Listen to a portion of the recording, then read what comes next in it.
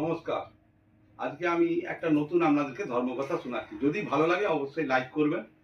তো এক ঘটনা ঘটেছে, এক গ্রামে এক নষ্ট মেয়ে থাকতো। তো সেই মেয়ে থাকার পর বিভিন্ন সমাজে যারা বিশিষ্ট গুণীজন, আরও সাধারণ মানুষ, বয়স্ক, তারা ক্রমাগত তার কাছে রাতের অন্ধকারে যেত।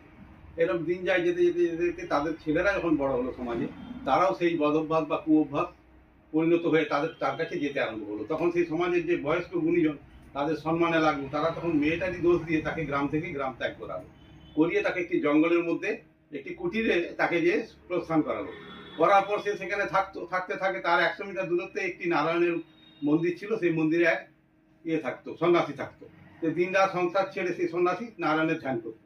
করতে করতে সেইখানে আসার পর সেই সেই সন্ন্যাসী চেষ্টা করলো কি ওই মহিলার দিকে লক্ষ্য রাখা, যে কটা মানুষ তার কাছে রোজ আসছে না যাচ্ছে। দেখা গেল দিন যেতে যেতে যখন মানুষগুলি গ্রামের এক এক করে ওইখানে যাওয়া অভ্যেস করলো, তার কুঅভ্যাস যেহেতু ছিল। আর সাধু বাবা করলো কি, ঠাকুরের ধ্যান কর্ম কমিয়ে দিয়ে ওই কটি লোক আসছে গুনতে আরম্ভ করলো। এই করতে করতে ব্রাহ্মণ বললো, ওই পূজারি বা ওই সাধু বললো, আমি পাথর জমি রাখি, দেখি কত লোকের কাছে আসে। দিয়ে সে এক এক করে পাথর টুকরো ওখানে জমাতে রইলো মন্দিরের মধ্যে। তো জমাতে জমাতে একদিন এমন ঘটনা করে, আর মেয়েটি করতো কি, প্রত্যেক দিন এসে মন্দিরে প্রণাম করতো, করে তার মনস্কামনা সে জানিয়ে চলে যেত সন্ধ্যাবেলা একবার দিন আনলে।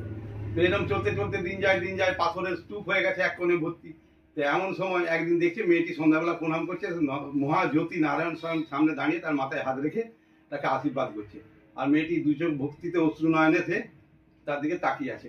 তখন সাধু দেখে তার মনের মধ্যে একটু হতাশা বা ক্রোধ জন্ম নিল। সাধু তখন তাকে বলল, কি ব্যাপার প্রভু, আমি সংসার ত্যাগ করে আপনাকে এখানে মন্দির স্থাপন করে এতদিন বসে আছি, আমাকে দর্শন দিলেন, ওকে দর্শন দিলেন?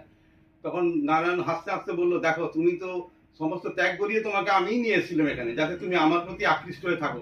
তুমি তা না করে ওই রমণীকে দেখতে প্রত্যেকদিন, ও কটা লোক আছে ওর কাছে আসছে, কি খারাপ করছে না করছে, ও তার জন্যই গেছে, ওর খারাপটা তোমার মধ্যে প্রবেশ করে গেছে। বলছে, আর ও তাহলে কেন মুক্তি পেলে? বলছে, ও প্রতিদিন এসতো, তুমি দেখেছো, ও প্রতিদিন এসে আমার কাছে সমর্পণ করে বলতো যে আমি যা করছি প্রভু, আমি আমার পেটের জন্য করছি, আমার যাতে কোনো দোষ না হয় আপনি ক্ষমা করুন। তার জন্য ওর দোষ আমি ক্ষমা করেছি, এবং তোমার যেহেতু দোষ, ওর দোষটা তোমার লেগেছে। বলছে, তাহলে তখন সাধু বললো, তাহলে আমার কি উপায় আছে প্রভু? বলছি, যতগুলি পাথরে গেছো ততগুলি তোমাকে জন্মগ্রহণ করতে হবে, তবে তুমি মুক্তি পাবে। এই বলে নারায়ণ নিরুদ্দেশ হয়ে গেল। চোরা অন্তর্ধান হয়ে যাওয়ার পর তারপর দেখা গেল মহিলা তার অসুরের সুখের হাসি হাসতে হাসতে বেরিয়ে গেল, এবং সাধু তার পুনরায় ওখানে বসে রইল হতাশা সুখে। এর দ্বারা এটাই প্রমাণ হয় যে আমরা কারো যদি সমালোচনা করি, নিন্দা করি, তার প্রাপ্তটা আমরাই গ্রহণ করব। আর যদি আমাদের করার ইচ্ছা থাকে তাহলে অবশ্যই আপনারা সমালোচনা নিন্দা করবেন, আর যদি না করার ইচ্ছা থাকে ওইগুলো থেকে দূরে থাকুন, তাতে ঈশ্বর আপনার মঙ্গল করবে।